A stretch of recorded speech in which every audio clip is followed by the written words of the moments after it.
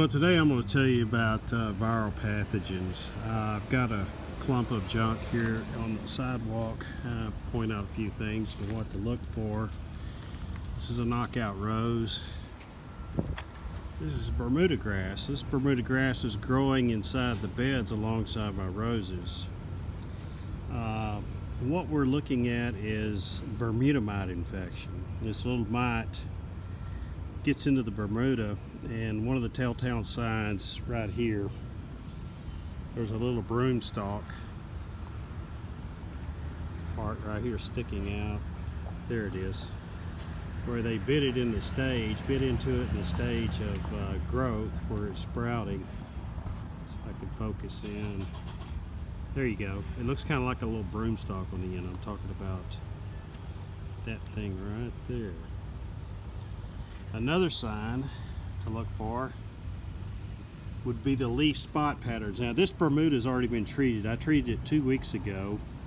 I don't see any spot patterns except for the ones that are left over right here on these blades, and they've darkened up a little bit. They're hard to see. They'll be a different color.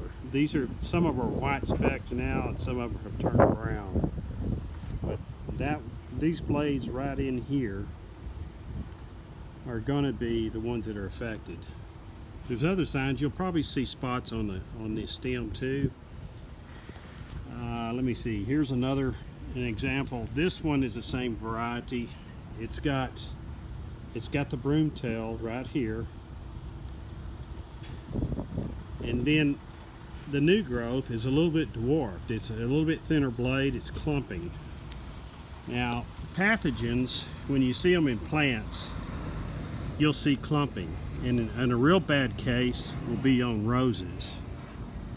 Here's at the end of this tail on this Bermuda grass, he's got the broom stem at the end. He's got, and this looks like it's mower trimmed, but it's not. I pulled it out of the beds. This is total. That's the reason why I pulled it, to show you. Here's the rest of the plant. It's not part of a hybrid. It is dwarfed. It's got a smaller shank, shaft, and runner, and the leaves are dwarfed, and they look like they've been trimmed too. Takes a little while to spot it. Here's the problem. Plants do get pathogens. This mite that gets on the Bermuda also loves to get on roses. And here's an example. If you look at the thorns on this stalk, you'll see clumping. That's abnormal. Very fine hair-like thorns popping. Let's see if I can focus this a bit better. There we go. And then a multitude of also larger thorns growing together. That's how you would see it.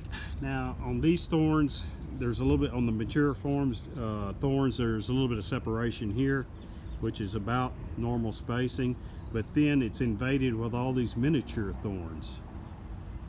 That's abnormal pathogen growth. Plants, the same mite contributes to the spread of rosetta, is what we call this pathogen, this viral pathogen. It's viral because it's spread by an insect.